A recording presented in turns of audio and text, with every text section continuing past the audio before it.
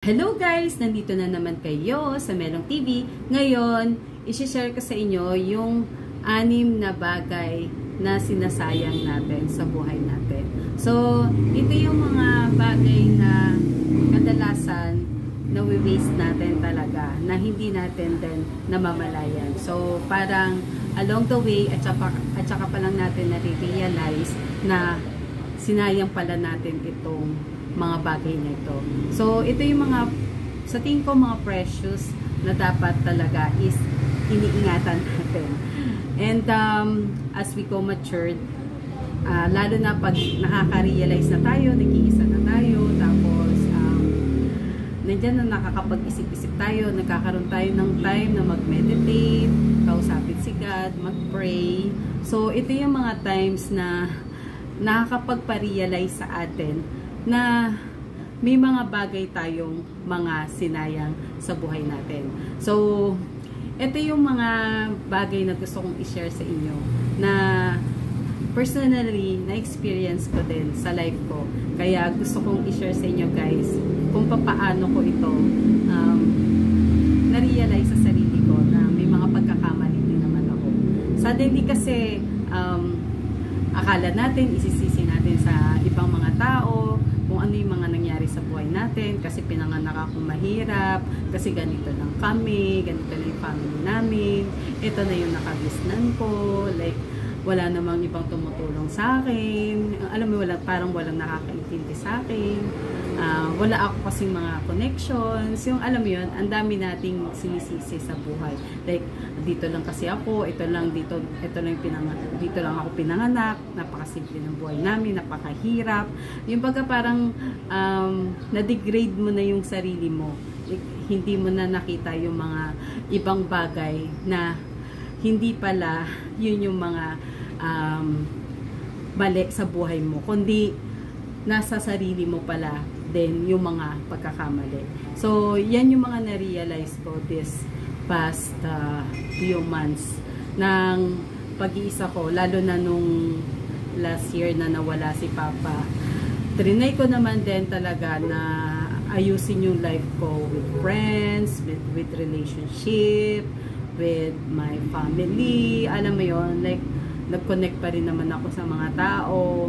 Then suddenly nung mas chinus ko na mag-isa, kausapin yung sarili ko, kausapin si God, mag-pray, mag-meditate, alam mo yon, magbuhay ng mag-isa muna, yun doon ko unti-unting nakita yung mga kasagutan sa sarili ko.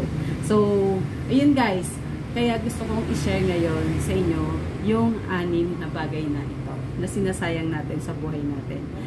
Kung ready na kayo, samahan nyo ako. Tara! Yung sa tingin ko, unang nasayang ko sa life ko is yung time. So, yung pinaka-precious pa naman sa buhay natin. Kasi sabi nga nila, di ba, yung oras, kahit kailan, kahit ano pang gawin natin, hindi natin yan may babalik pa. So, alam nyo yun, syempre, mga 20s pa lang tayo, 30s, although, nag-enjoy naman talaga tayo, nag-explore naman natin talaga yung lahat-lahat. Yung iba, maaga nag-asawa, happy naman sila sa ganon, like yung iba naman, hindi mo na lumagay sa pag-aasawa, pero na-explore naman nila lahat ng mga bagay, or nakipagrelasyon nga sila pero naging single mom sila by choice. So yun yung mga bagay na pinipili natin sa life natin. Yung iba career naman ang pinili, pero suddenly parang na-realize din naman nila na hindi sila naging masaya, parang nasayang lang din yung life nila doon. Kasi di ba minsan may mga profession na akala natin yun na yung passion natin or doon na tayo magiging masaya, pero suddenly hindi pala yun. Parang nare-realize natin na sanayang lang natin yung life natin sa mga bagay na yun. So yun yung oras na halimbawa kung sana maibabalik lang natin yung ganitong mga pagkakataon, sana hindi ko na lang pala din ginawa ito, di ba? Kung nakikita mo na pinagsisihan mo yung mga bagay na yun, na sana ganito na lang pala ginawa ko dati, na sana hindi ko na lang pala inakse yung oras ko sa paglalaro ng basketball or pakikipagrelasyon sa ganitong tao, pakikipagkaibigan sa ganitong tao. Sayang yung oras mo na nilaan sa kanila. Yung panahon mo din na, alam mo yun, nagtayo ka ng isang business, binigyan mo ng panahon, tapos sinayang mo lang, close mo lang. Ako, yun yung mga ginawa ko. So, dami ko rin mga decisions dati na nag-lead din sa akin ng hindi maganda na desisyon. So, yun yung mga times na mga sinasayang natin. Pero, may mga bagay din naman din tayong natutunan doon. Yun na lang, hindi na lang talaga natin dapat pinapalikan kung saan tayo mga nagkakamali. So, sa bagay, along the way, habang nagkakaedad tayo, alam nyo yun, parang natututo naman talaga tayo suddenly. Like, kahit na anong gawin mo, matututo at matututo ka talaga. So, ayan, pinakakakampi natin talaga sa lahat is yung time. Dapat hindi natin sinasayang yan. Dapat ini-spend natin yan sa makabuluhang mga bagay. So, kung may oras ka na gawin yung mga bagay na gusto mo talaga, kung saan ka masaya, huwag mo nang sayangin yung oras mo. Halimbawa, kung nakikita mo na itong negosyo na to, dito ko na ilalaan yung time ko, lahat ng energy ko, ganun. Gawin mo na kasi, di ba, at least nakikita mo na hindi mo masasayang yung oras mo sa bagay na yan. Halimbawa, gusto mo talaga maging isang doktor, maging isang abogado. So, spend mo yung time dyan. Basta nakikita mo na happy ka, hindi mo masasayang yung oras mo sa ganitong mga bagay, sa ginagawa mo na to, gawin mo.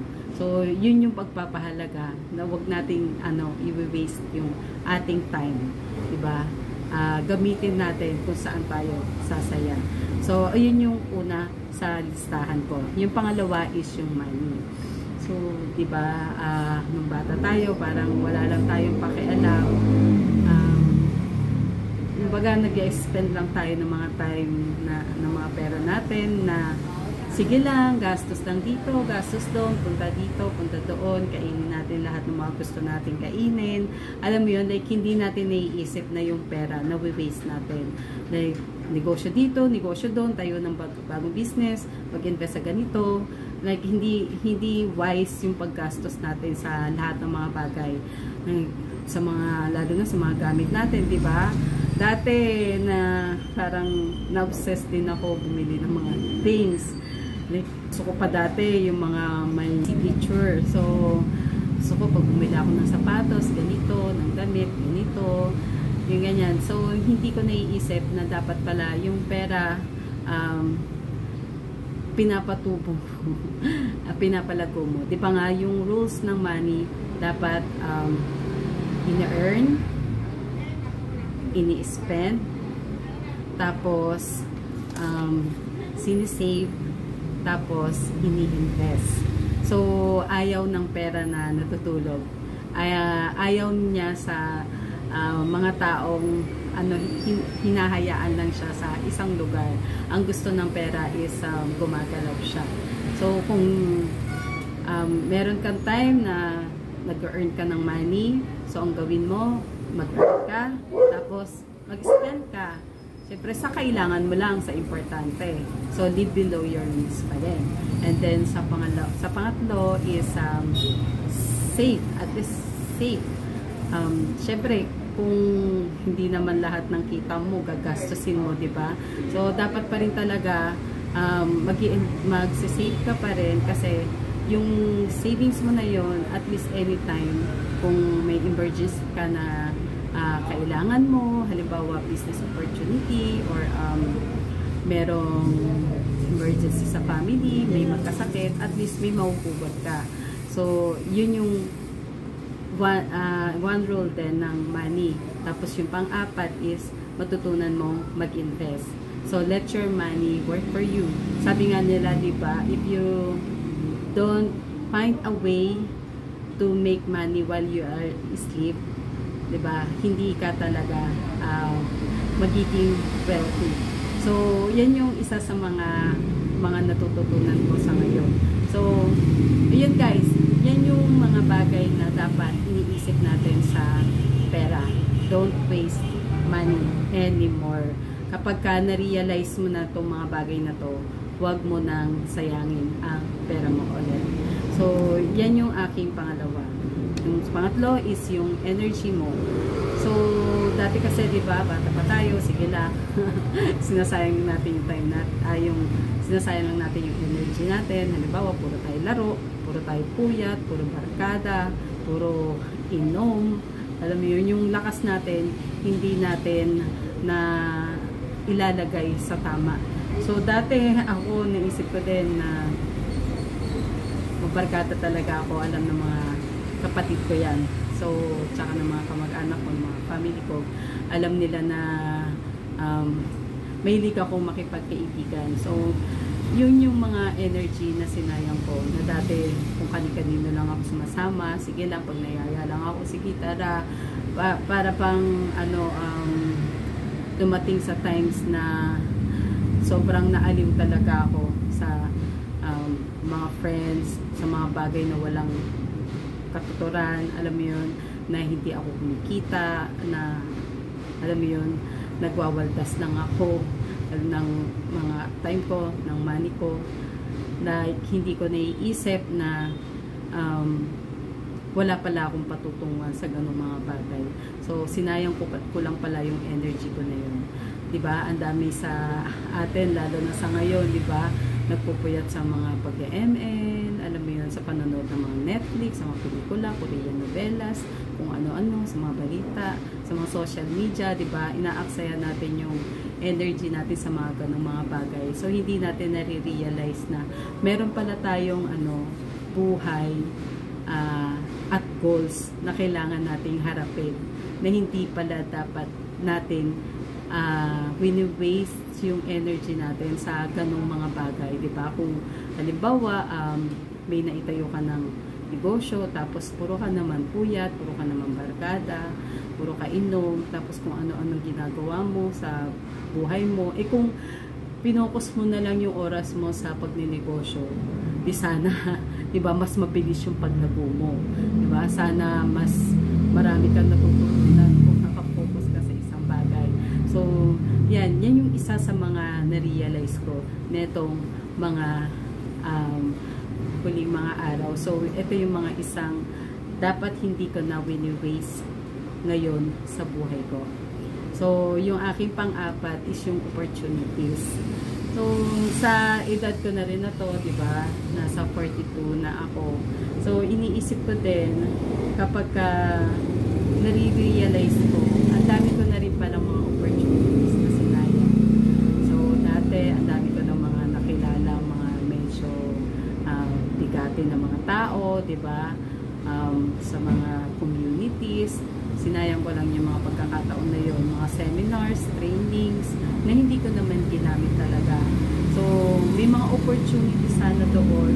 Siyempre, napalapit na ako sa mga taong mga medyo matagpumpay na, pero sinayang ko yung opportunities or isang business na dapat kung pinagpuposan ko lang yon, baka kumikita na ako ng ganitong halaga, baka ito na yung positions ko. Yung alam niyo yun, ang dami ko na rin mga ganong sinayang na pagkakataon, opportunity. So, halimbawa, isang empleyado ka, tapos palagi nilang sinasabi na kung mas gagalingan mo pa, dapat manager ka na, di ba? Pero hindi sila nag-exert ng effort nila na marating yung ganung level. Parang kontento na sila na okay na ako sa ganito, basta nakakabenta ako, basta nakakasahod na ako ng ganito, nakakaraos naman kami sa araw-araw, di ba? May sahod naman ako buwan-buwan. So parang nakukontento na sila sa ganoon. Parang hindi na sila naghahanap ng mga bagong opportunities. So parang meron din nga akong isang friend na last year nga, di ba, ang dami ko ng in-explore ng mga bagay. Nag-training ako ng forklift, nag-training ako ng barista, nag-training ako sa sasakyan, di ba, driving lessons. Alam mo yun, like, umattend ako ng ganito mga seminars, ganitong mga trainings, pero suddenly hindi ko siya win-workout, like parang sinayang ko lang yung opportunity na mag-expand doon sa mga bagay na yun. Hindi ko talaga siya pinagtunan kasi tapos ito nga, di ba, nagtayo na ako ng bagong negosyo, ng bagong pwesto, tapos ang ginagawa ko lang, isinahayaan ko lang, hindi ko siya pinagtuunan ng pansin. So parang niremind ako ng isang friend ko na ano ka ba, ang dami-dami may pangarap dyan ng katulad ng meron ka, may business ka na, nandyan na, tapos hinahayaan mo lang. So parang doon ako napaisip na, kaya nagbalik ako ulit sa pagtitinda. Eto, kaya pinubuhay ko ulit itong sari-sari store ko. Kasi parang siya yung nag-remind sa akin na, oo nga no, bakit andito na ako, bakit hinahayaan ko pa. Kung ano-ano pang mga hinahanap ko na mga opportunities, nandito na para sa akin. Diba? Pero kung may isip mo, ang daming mga tao na hindi makaipon-ipon, even a small amount, para makapag-start ng isang negosyo, ng isang business, na meron ka na. Diba? Tapos, inaaksaya mo lang yung opportunity na yan. Diba? So, why don't you make decision na mag-focus ka sa isang bagay para magtagumpay ka sa larangan na yan. So, don't waste opportunity anymore. Don't waste more time anymore sa isang bagay na lalo may opportunity ka sa ganitong bagay. Dati nga, di ba, ito, in-start ko itong YouTube channel ko, ano pa to, March 2020. So, dati eager na eager ako. Sabi ko, sige, dapat ganitong buwan pa lang, ma-monetize na ako. Tapos nung na-monetize naman ako, wala na akong ginawa. Nagsawa ako, parang nakita ko na parang wala naman akong napapala dito, ganito pa, ang liit-liit, parang ganito lang yung kita, ganun. Pero hindi ko naisip na wala naman kasi akong binibigay na full attention, full focus. So, hindi ko naman talaga siya win-workout. So, parang sinayang ko din yung opportunity na kumita sa ganitong area ng pagkita ng pera. So, kasi isang source of income din to kung sakali, di ba? Sabi nga nila, kung gusto mo rin na madagdagan yung stream of income mo, isa ito sa mga katulong sa iyo, gumawa ka ng content. Pero ako, sinayang ko din yung opportunity na mag-grow din dito sa larangan na to, sa opportunity na to. So, ayun guys, yun yung don't waste anymore sa opportunities. So, laging i-challenge mo yung sarili mo. Halimbawa, may makilala kang bagong tao, lalo kung experience na siya, like business owner, or very successful people, huwag mo nang hayaan sayangin pa yung opportunity, or meron inaalok sa'yo. Basta makita mo na makakatulong sa'yo yung opportunity na yun, grab it. Diba? Huwag na natin sayangin. So, ayan. Yung pang-5 na sinasayang natin is yung good relationship and healthy relationship. Kanina nga, sinare ko lang din na yung mga taong dapat natin iiwasan or hindi na dapat natin ibalik sa buhay natin. Pero, meron din naman na mga tao na rin na hinayaan natin mawala sa buhay natin. Yung mga good relationship na yun, mga healthy relationship na yun, na sana kung in-stay natin sila sa life natin, diba, nag-grow naman tayo sa kanila sana pero ganito yung nangyari, sinayang natin sila, like nagkaroon lang ng konting tampuhan, sinayang na natin. May mga kumain disturbo. Yung good relationship and healthy relationship, yun nga, marami na rin tayong napalagpas na ganyan mga tao sa life natin. Lalo na ng mga 20s, 30s tayo, meron naman din talaga mga mabubuting tao at relasyon na nakasama naman natin sa buhay natin, na no-waste natin. Ako, by experience, yung relationship ko nga ng 13 years higit. So, siya yung partner ko for 13 years. Yun, we broke after 13 years and 7 months, ganyan. So, I realized na I wasted her. So, I wasted that kind of good relationship and healthy relationship. Kasi nung kami naman talaga, nung hindi pa kami naghihiwalay, okay naman talaga din yung relationship namin. Like, it flows smoothly. And talagang genuine yung love sa isa't isa. Yun lang dahil sa nagkahiwalay kami. And then, basta may nangyaring bagay, kaya we broke up. So, ayun, nag-abroad siya, kaya yun yung isa sa naging way na magkaliwalay kami. So, isa din sa napanghinayangan ko rin naman, waste ko rin naman, nasayang ko rin. And then yung sa friendship, meron din naman tayong mga ganun na good relationship. Meron din naman din tayo na mga kamag-anak natin, nilet natin na mawalan, maputol yung connection, yung good relationship dahil sa mga simpleng di pagkakaunawaan. So, ayun guys, kapag nakita na natin ulit yung mga ganung mga tao sa life natin, huwag na lang natin sayangin ulit. And then, pahalagahan natin at let them stay in our lives. Kasi lalo na kapag nagkukuro naman tayo sa kanila. So, ayan guys. Yung pang-anim na wini-waste natin is yung ating skills. So, ako guys, parang yung desire ko kasi sa heart ko, bago ko sinimulan tong YouTube channel ko. Sa tingin ko naman kasi talaga, isa ito sa gusto kong gawin, yung mag-share ng experiences ko, ng life ko, ng mga natututunan ko, sa mga nababasa ko, napapanood ko, alam mo yon, sa mga experiences na napagdaanan ko. Alam ko na meron akong kayang i-share. So, yun yung skills na parang, sabi ko, naudlat sabi ko, hindi pwede. Kailangan kong mag-share, kailangan kong gawin tong bagay na to kasi masaya naman ako dito. At alam ko naman na makakatulong ako sa ibang mga tao na katulad ng pinagdadaanan ko. So, yun, marami akong mga nakilala din na, alam niyo yun, graduate sila ng PhD, graduate sila ng ganitong mga courses, alam mo yun, nag-masteral sila, pero hindi nila nagagamit yung mga skills na yun. Like, nagtatrabaho sila sa ibang positions, ibang trabaho, so, hindi nila talaga totally na pagkakakitaan yung kung ano yung skills na inaral nila, hinasa nila for how many years, minaster nila, dinoctorate nila, diba? So, yun yung mga bagay na dapat skills na natin yan dapat pinagkakakitaan natin yan.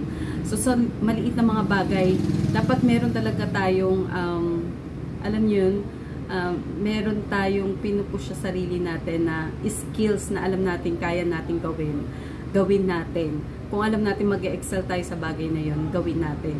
So, huwag tayo mag-hesitate. Wala namang wala namang problema kung gusto mo talaga mag-explore sa life mo and gawin yung gusto mo.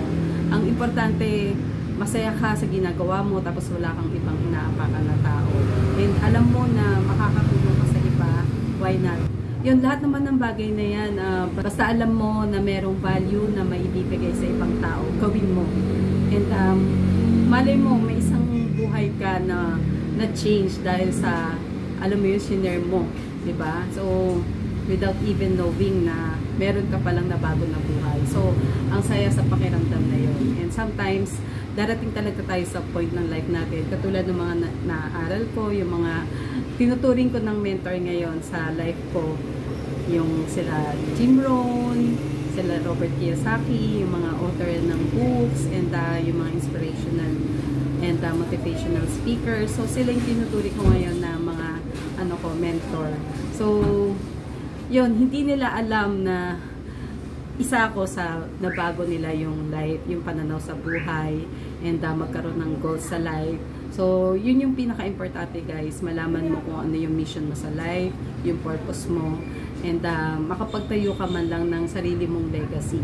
So, sa sarili mong community. So, ayun guys, 6 na bagay na sinasayang natin sa life natin. Meron pa namang mga ibang bagay, mga material things or something, mga kung ano yung mga napagtuunan natin na pansin. Pero ito yung pinaka mga importanteng bagay na hindi talaga natin dapat na wini-waste. Most especially, lahat ng ito is gift by God. Lalo na yung skills natin, yung time na free natin na nakukuha, alam mo yun, yung energy, galing lahat kay God yan. So, yung opportunity, minsan hindi natin pinapansin, pero ano yan, gumagawa ng paraan si God para makita mo yung mga bagay na yan. So, pagtuunan din natin ng pansin yung mga ganyang mga bagay. So, yung good relationship and yung money, mga gifts and